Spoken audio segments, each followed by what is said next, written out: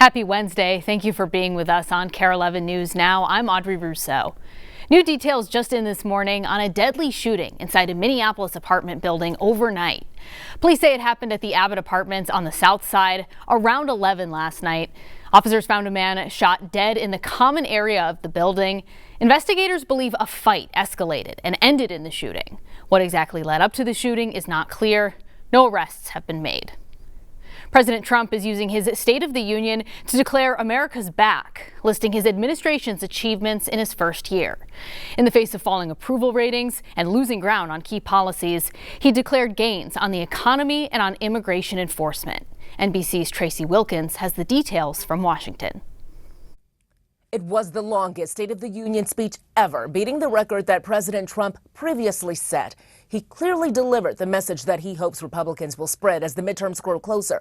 But in their response, Democrats challenged the president's reality with what recent polls show Americans are feeling. As President Trump addressed members of Congress for the second year of his second term. Our nation is back, bigger, better, richer, and stronger than ever before.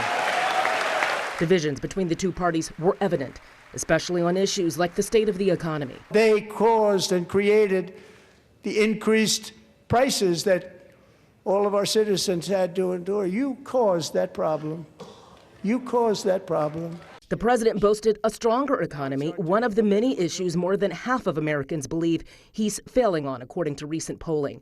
Trump also made his case on his tariffs in front of the Supreme Court justices who recently ruled limiting his ability to levy them. But the good news is that almost all countries and corporations want to keep the deal that they already made. The president touted ending wars while promising he will not allow Iran to pursue a nuclear weapon. I will never allow the world's #1 sponsor of terror, which they are by far, to have a nuclear weapon. Several Democrats boycotted the speech, while some who were there at times shouted in protest, especially apparent when the president accused Democrats of supporting sanctuary cities and not his immigration policies. They're blocking the removal of these people out of our country, and you should be ashamed of yourself.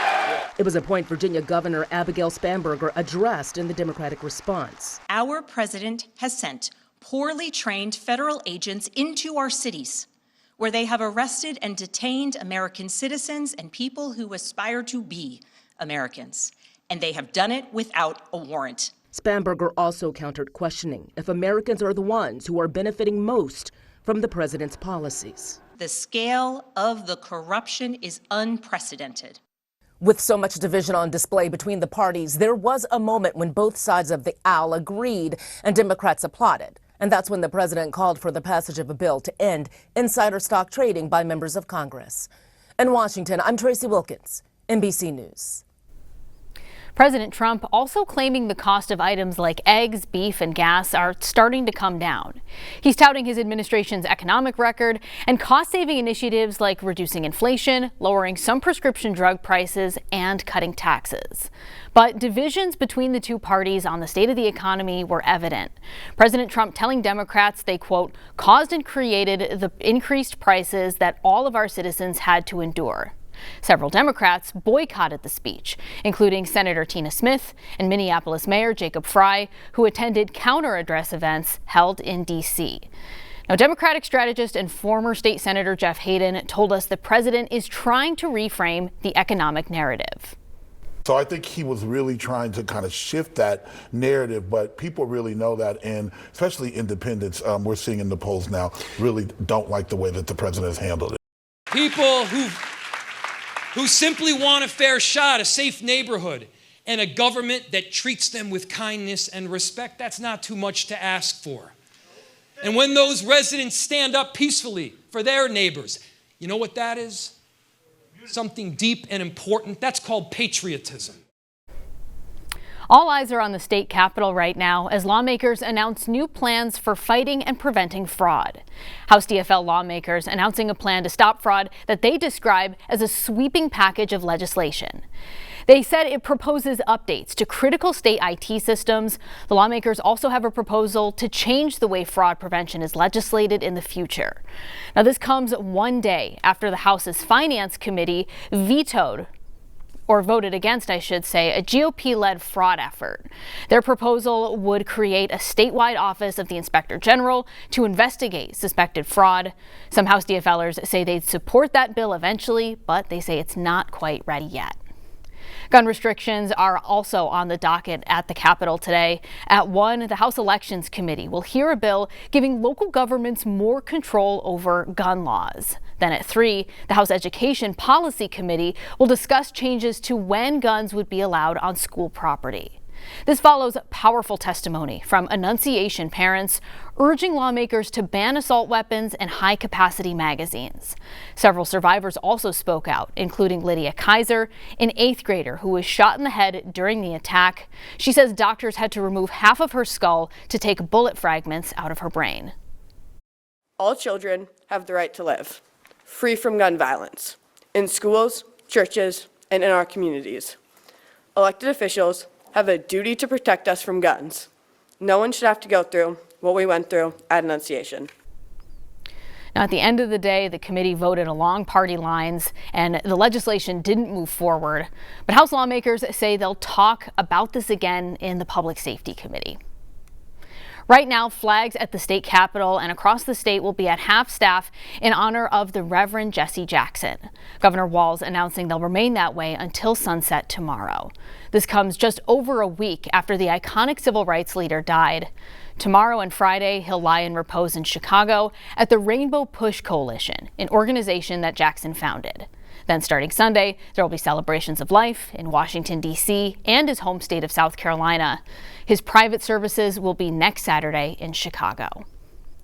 We have an update now on the suspect police say killed his cousins inside a North Minneapolis home. Multiple sources identifying him as 23-year-old Eddie Duncan. He was arrested earlier this month on warrants stemming from an incident back in May, where he was accused of leading officers on a chase, reaching 90 miles an hour, and possessing a machine gun. A judge ordered a mental competency evaluation, and he was released Monday to wait for that exam after posting $35,000 bond. But just hours after being released, police believe Duncan shot his cousins at a Minneapolis home. Officers caught up with the suspect in Brooklyn Center. Duncan was then killed in a shootout with police. Now, community members are mourning the suspect's 23-year-old and 14-year-old cousins who were killed. A coach with the Bando Wolves youth sports program says the teenager was a lineman on his football team and would often run and play with other kids in the neighborhood. But when he comes out here and he plays with the kid, he's running and he's smiling. You can see his braces and it's like, who's that guy? You know, the smile made you feel like he had something in his heart that he can give to everybody. It was just too early for him. Neighbors say they don't know anything about the shooting or the shooter. They're offering their support to the family, especially to help the other kids who were inside the home when the shooting happened.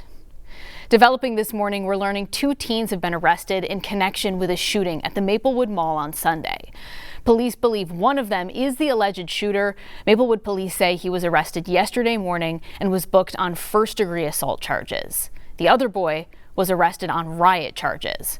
Now, one man went to the hospital Sunday after he was shot in the hip. Witnesses say that it all stemmed from an argument between 2 groups of teens and young adults. Now, take a look at what's left of the Superior and Sage Hotel in Wisconsin after a massive fire we first brought you as breaking news yesterday. Officials say the fire caused an estimated $1 million in damages, including 2 partial roof collapses. One man says he decided to take matters into his own hands and tried to fight the flames. I kept breaking the glass and to get the fire extinguishers, and then I pulled the alarm. And then I decided that I would go outside and try to fight it from the other side by the Quick Trip. Dozens of guests were evacuated. No one was injured. Right now, investigators are working to figure out what started the fire.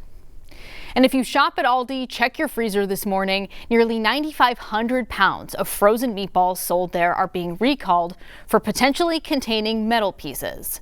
This is the impacted product on your screen right now, Bremer family size Italian meatballs. The USDA says it has a best buy date of October 30th, 2026. If you have this, throw it away or bring it back to return it.